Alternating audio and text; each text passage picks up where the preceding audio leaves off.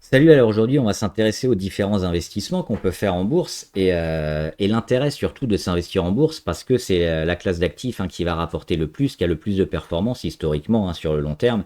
Ça bat tous les autres actifs, notamment l'or. Ici on a le graphe avec l'or, le dollar ou les obligations, que ce soit court ou long terme. On a d'autres échelles ici en logarithmique toujours où on voit la performance du marché action. Et puis on a évidemment, donc là je vais me cacher pour que vous voyez mieux.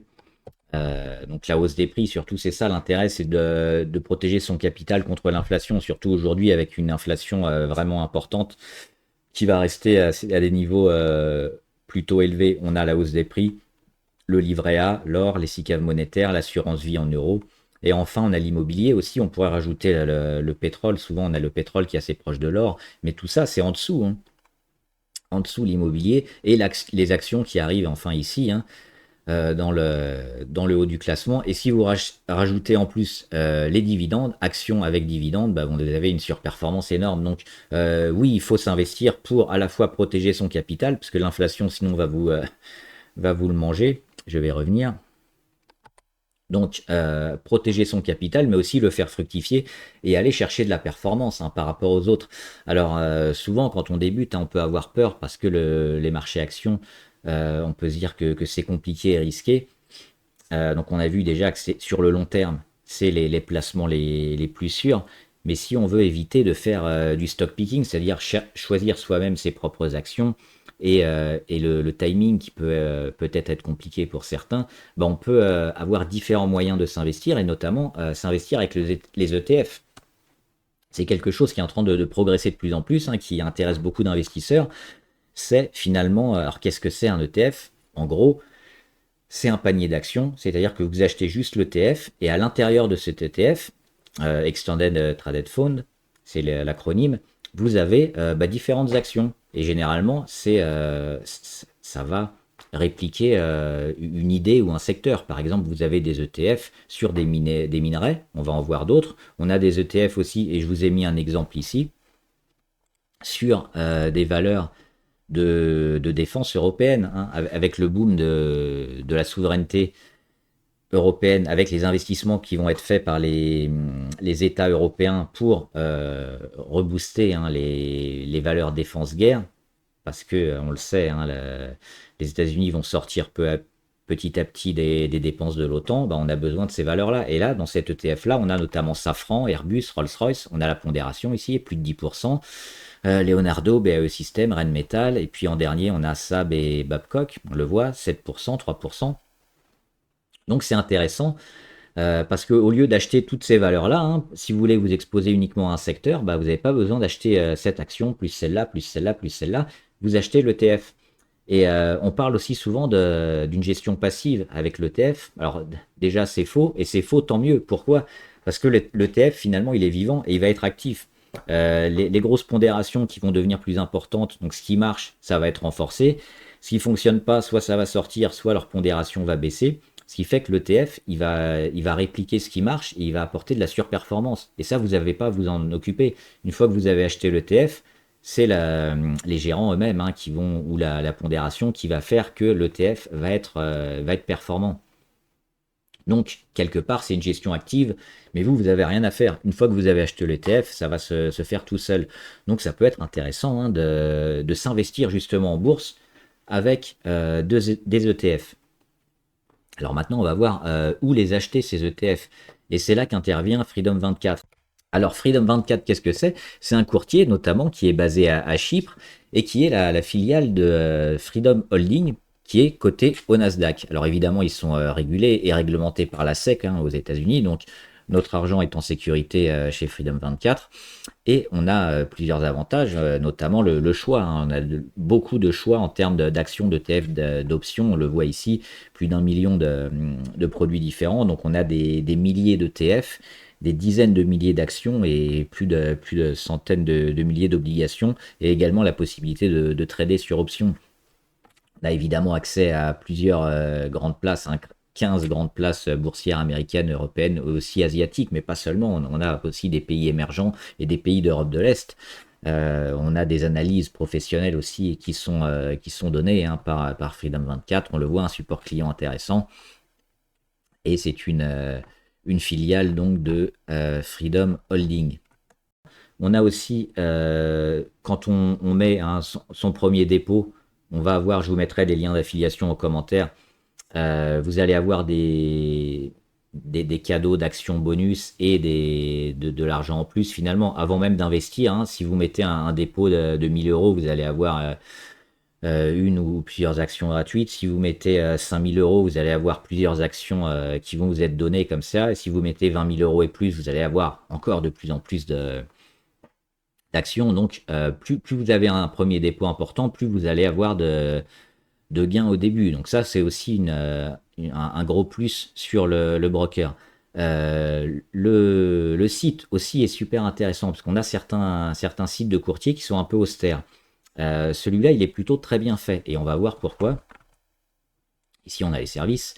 On a la Freedom Academy. Alors, c'est utile pour les débutants évidemment, mais même pour ceux qui connaissent un peu, ça peut être intéressant parce que ça permet de se renforcer, de faire une mise à jour quelque part et puis peut-être d'aller un peu plus loin. Vous avez des cours qui sont ici, trading d'options, principe de base de l'investissement, cours pour investisseurs expérimentés, etc. Où ça va être expliqué. Et puis à la fin du chapitre, vous allez avoir un petit QCM, vous répondez si vous avez bien répondu. Donc vous pouvez passer à la suite et ça vous permet de voir, hein, si vous avez bien compris ou pas. Donc ça peut être aussi intéressant. Il y a le service client aussi qui est plutôt bien. Moi, j'avais posé une question quand j'ai ouvert mon compte, ils m'ont répondu rapidement. Il y a aussi un chargé de clientèle qui est dédié. Là aussi, ça change par rapport à d'autres courtiers, hein, qui sont pas toujours au top. Donc là, on n'est pas tout seul finalement quand on est chez Freedom 24. On va regarder, nous on va revenir sur nos graphes, et notamment pour jouer des secteurs. Alors on a vu le secteur défense-guerre avec les ETF spécifiques européens, mais on peut jouer notamment aussi des valeurs comme ça sur les minerais. Alors on a les matières premières ici avec le Brent, hein, le pétrole. On n'a pas trop envie de le jouer en ce moment, le pétrole, mais on a d'autres valeurs comme ça qui semblent être sur des cycles importants. On a parlé évidemment de l'or, on a le cuivre, hein, avec beaucoup de pays qui ont besoin de cuivre pour se développer, l'électrification. Ça peut être intéressant peut-être de se placer sur du cuivre. On a le palladium, on le voit aussi qui fonctionne bien. Le platine, qui a une tendance vraiment haussière depuis le mois de mai, là, avec une grosse performance. Et puis évidemment l'argent. L'argent, c'est impressionnant, hein, ce qu'il est en train de faire, rien que depuis cet été et même avant. Donc on a envie de s'investir sur ces valeurs-là et on peut le faire notamment avec des ETF. Alors soit on va regarder, ça va être simple. On va chercher, on va se mettre dans Trade et on va chercher. Alors il suffit de mettre le mot en anglais, hein, c'est pas bien compliqué. Donc si on veut de l'argent, on met Silver.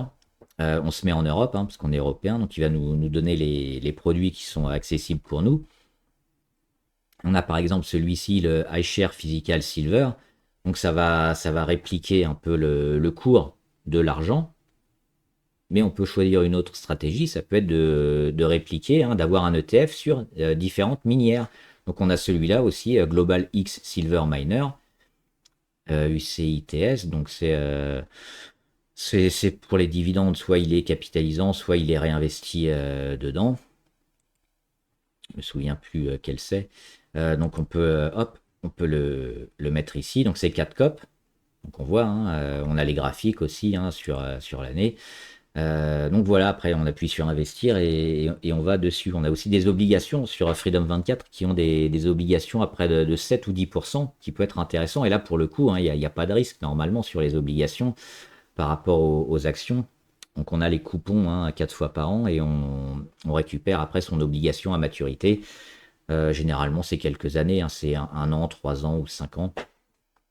Et pour revenir donc à celui-là, alors si on peut regarder aussi la composition. Donc là on a le code, hein, 4COP. On va aller regarder notamment sur Just ETF. Alors, sur Google déjà. Hop. Et on va regarder la composition. Donc on va taper, hop, oui, si tu veux, 4 COP. Et on a, c'est un site que j'utilise assez souvent et qui permet notamment de voir un peu les compositions qui sont intéressantes. Et on a ici 4COP et on va voir hein, ce qu'il y a dans 4COP notamment. Bah, on a ici la compo avec Lundin Mining, Zijin Mining, Woodbine Mineral, etc. Donc on a toute la composition avec la pondération. Donc ça permet un peu, on a aussi les pays, hein, Canada, Chine, Australie, ça permet de voir un peu aussi ce qu'on achète et puis quelque part d'aller plus loin pour s'intéresser à, à ce qu'il y a dans les ETF. Ou alors vous choisissez directement les valeurs qui vont répliquer le cours d'une matière première. Donc on a différents choix comme ça qui peuvent être intéressants pour jouer des secteurs. Donc voilà une stratégie hein, qui peut être vraiment intéressante pour tout le monde, les débutants, mais aussi les confirmés, si on veut sécuriser à la fois avec des obligations ou aller chercher un peu plus de performance avec des ETF, mais des ETF ciblés sur des dynamiques qui fonctionnent bien. Voilà un moyen notamment de se renforcer sur ces valeurs-là et d'être exposé finalement à des dynamiques positives. Donc voilà, dites-moi en commentaire hein, si vous utilisez aussi les ETF, chez quel courtier vous êtes aussi. Et si vous avez des questions, bah, comme d'habitude, n'hésitez pas, mettez-les en commentaire et on en discutera. Bon trade, à plus!